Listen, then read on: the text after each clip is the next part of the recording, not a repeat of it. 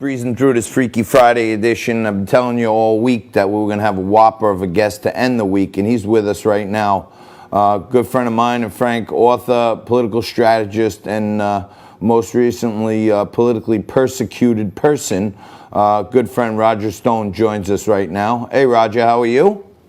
John, great to be with you. Great to be with you, Frank. Hello there, Roger. Frankie's with us also. We got a lot to talk to you about. Our audience knows that for a long time now, Frank and I have been staunch supporters of yours. We've tried to at least spread the word about the craziness that's come upon your life. But can't stop being puzzled, Roger. My first question is, how has Steve Bannon got away this long with saying one thing and another, both under oath? He had to lie to either the Congress or to the court. What do you say? Well, first of all, much like General Flynn, I'm going to be unmasked. All right, perfect. Secondarily, it's great to be with you guys because, as you know, for 16 solid months, I have been under what I believe to be an unconstitutional gag order. I haven't been able to say everything I'd like to say. I haven't been able to defend myself. I haven't been able to correct the tsunami of disinformation coming from people like Ari Melber and Rachel Maddow and Don Lemon and Chris Cuomo and so many other of my good friends.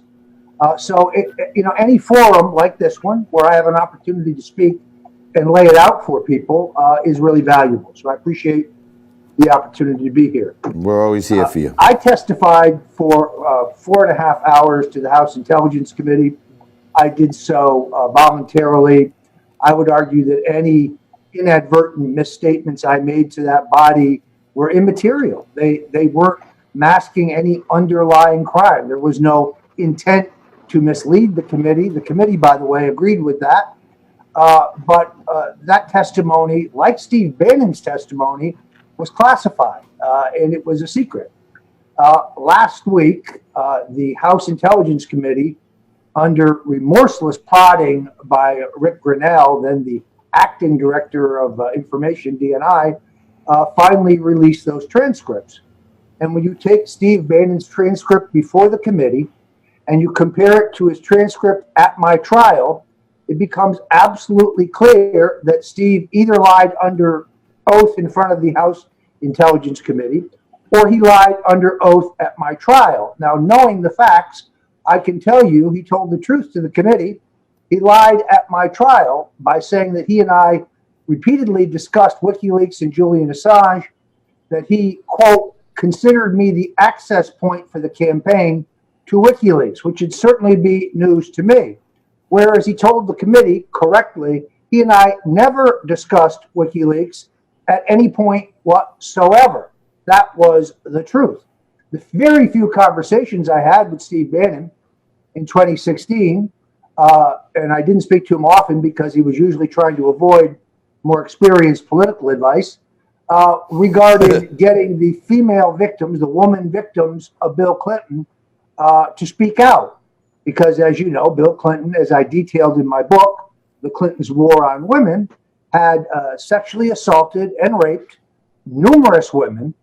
But this was relevant to 2016 because of Hillary's role in intimidating them and silencing them and bullying them. It was Hillary who ran the war room, who hired the heavy-handed private detectives and the nasty lawyers to muzzle these women, to silence them, lest they destroy Bill's political career. So that book was a bestseller.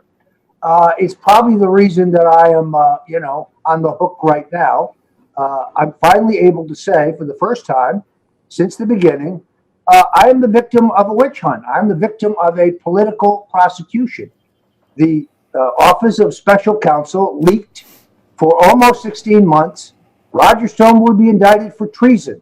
Roger Stone will be indicted for conspiracy against the United States. Roger Stone will be indicted for violation of the foreign campaign contribution ban. Roger Stone will be indicted for money laundering. Roger Stone will be indicted for mail fraud, wire fraud, cyber crimes, including unauthorized access to a protected computer, cyber crimes, including the receipt and dissemination of stolen material, the murder of Abraham Lincoln, This list went on and on and on. They defrauded several federal judges and magistrates, claiming they had evidence of these some 18 crimes, aiding and abetting a felony, accessory to a felony after the fact. They never had any evidence of any of those crimes, despite the legal proctological examination that they conducted on me, going through every email, every text message, every phone call.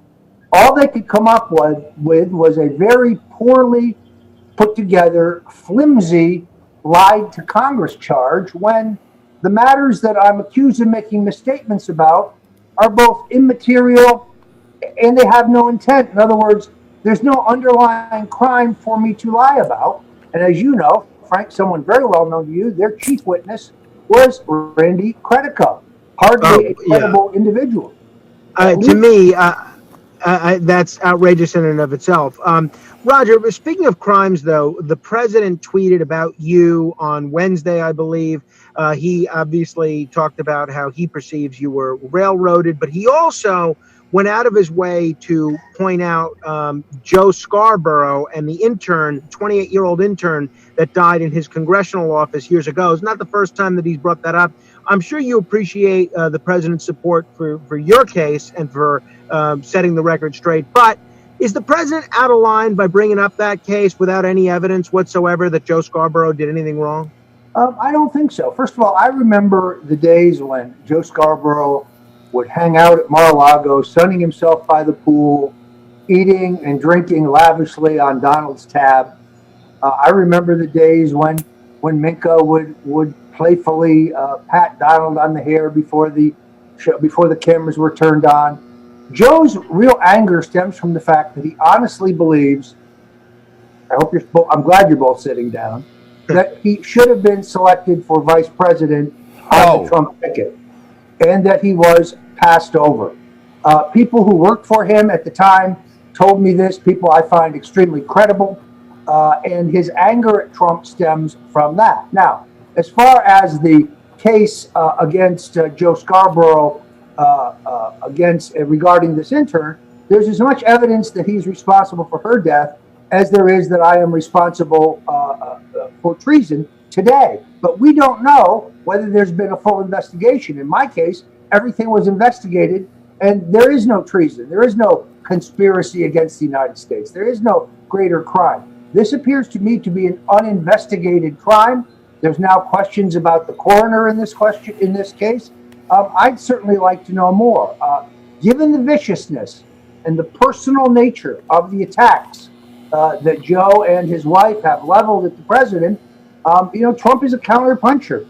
You hit the guy with a heavy blow, you better expect to get hit back twice as hard. I would suggest your viewers look very carefully at the look in Minka's eye when she discusses Donald Trump. It is a look of unadulterated hatred. It is demonic. There's something sick about it, in my opinion. I've taken my own hits from both of them. The good news, as we know, is it's MSNBC and nobody's watching. Yeah, for the most part, it's their own little band of merry men.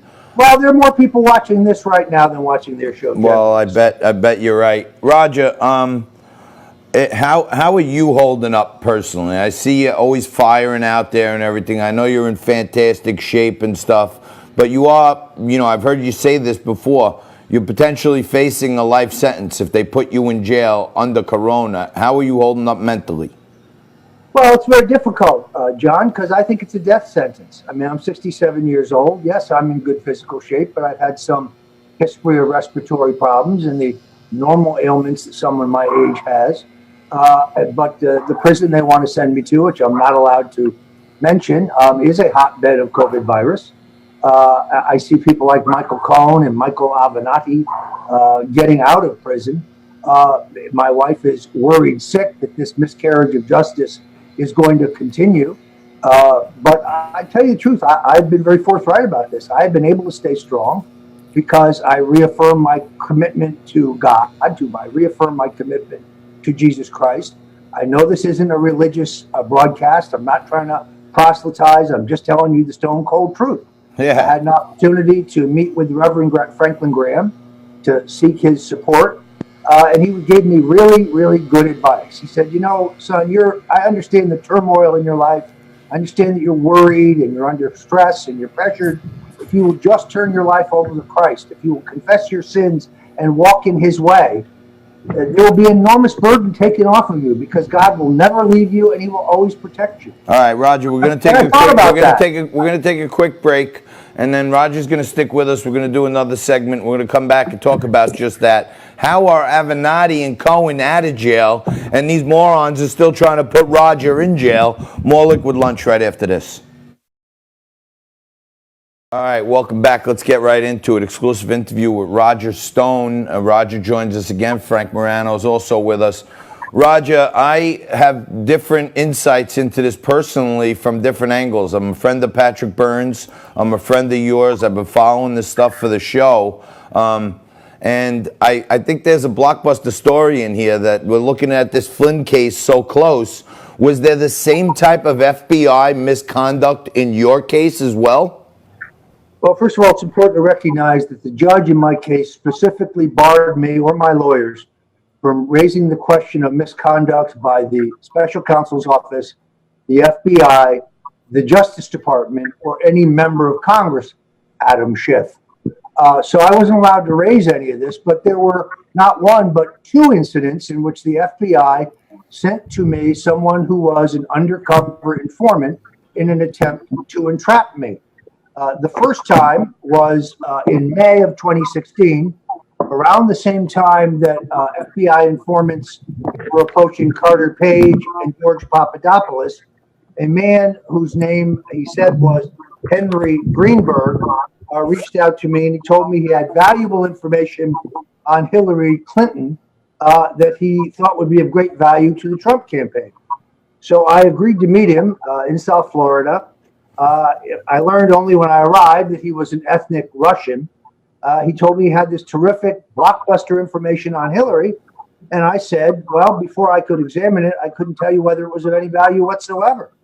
And he said, well, that's going to cost you $2 million. And I laughed and I said, well, first of all, I don't have $2 million. Second of all, if I did have $2 million, that's not how I would spend it. He said, no, you don't get it. It's not your $2 million I want. It's Donald Trump's $2 million. And I said, well, you don't get it. Donald Trump isn't spending $2 million on opposition research. So I guess this meeting is over. Only later did I learn that this gentleman's real name was not Henry Greenberg. His real name was Vasilovich Bastetsov, and that he was only in the country on an FBI informant's warrant. It was a warrant that had been extended 9 times, signed off on by the FBI office of the Miami office of the FBI, and that he had been working for them. Fortunately, I had turned him down flat, and this matter actually, I had forgotten all about it when I testified for the House Intelligence Committee. I sent a letter to the committee informing them of this meeting in which nothing illegal happened, and nothing illegal happened as a result of the meeting. And only later would I find out that he was an active FBI informant. He was only in the country on an informant's visa because he had been convicted of a violent gun crime in Russia. And therefore, he could only be in the country at the sufferance of the government. And Roger, there was an argument, a Brady argument in the Maria Butina case, where Patrick Byrne came out and said that he was an informant and he had told the FBI that he didn't think Maria Butina was an agent. And I guess apparently you believe that he was an informant sent to get information on you as well. Well, he contacted me in October of 17th of 2018, pardon me, of 2017, and invited me out to Utah, speak to a small dinner out there. I must tell you, I liked him enormously. He's a terrific guy. I actually saw him as someone who should run for public office. We had a lot of commonality in our libertarian views. He's a great champion of medicinal marijuana, which 38 states now, I believe, have legalized. But after dinner, he grilled me pretty aggressively about WikiLeaks and the Russians and what really happened. I didn't think much of it at that time. And then again in April of 2018, he invited me to lunch, but he insisted that lunch be in his suite at his hotel. And kind of the same routine. We had a general political discussion, but once again, he questioned me pretty aggressively, friendly, but aggressively about the Russians and WikiLeaks and so on. Still didn't think much of it. Of course, there was no information to say. I knew nothing more than I've said publicly. Then he subsequently went public, as you know. I think Sarah Carter broke this story, that he was an FBI informant, that he was working for the FBI. He contacted me, was very apologetic. He knew that I'd done nothing wrong. But he was indeed the FBI handler, shall we say, for Maria Butina. So in my view, Comey's FBI tried twice to set me up, the same way they tried to set up General Flynn. It's interesting that in the Mueller report, Mueller airbrushes this entirely in one paragraph, saying that a man named Henry Ochinsky, which is a name I'd never heard before, but I later learned was the criminal alias, one of several aliases for this gentleman, Vasilovich Vostetsov, approached Roger Stone to try to sell him material, but we were unable to confirm that he was an agent of the Russian government. They didn't even mention that he was an FBI informant. Just another example of the handiworks of Andrew Weissman. Anything you read that the government disclosed that Patrick Byrne was working on their behalf when he was grilling you? Anything exculpatory? Any Brady information that you think should have been included and wasn't? Unfortunately, I can't comment because all of the records in my case are under a protective seal, and therefore I'm prohibited from discussing them whatsoever. So I'm sorry, I can't respond to your question. But I believe that the FBI tried twice to entrap me. Let's leave it at that. I have never disclosed the Patrick Byrne matter publicly before this show, mainly because I liked him so much. And I actually felt badly for him because I think he was being cross-pressured. Evidently, he had been very helpful to the FBI many years ago in exposing an insider trading scheme.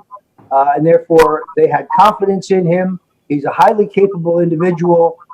I'm sorry that this incident probably destroyed any chance of him seeking public office, because I do think he'd be excellent from the point of view as an experienced business person, an experienced executive. But at the time he reached me, I think he was working for them. Wow. And I think he was doing so in good faith.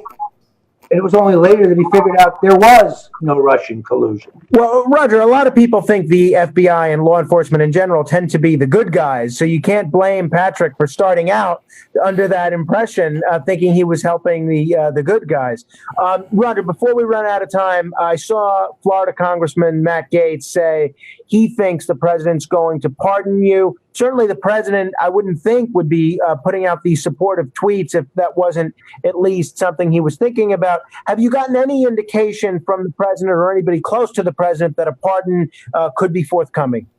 No, Frank, I can honestly say, other than Matt Gaetz, who I have a great friendship with and who I have a high regard for, I have no formal indications of a pardon.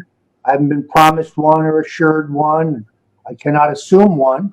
And therefore, I have to continue to be prepared to appeal. I filed a notice of appeal. As you know, there was some very egregious misconduct by the jury forewoman. She got caught red-handed posting anti-Roger Stone posts, not just anti-Trump posts, but attacking me by name on Twitter and Facebook in 2019, and then says with a straight face that she has no bias against me. All right, we got to leave it there, Roger. Thank you so much. You're the bomb. And go to StoneDefenseFund.com. Stay right there for more Liquid Lunch right after this.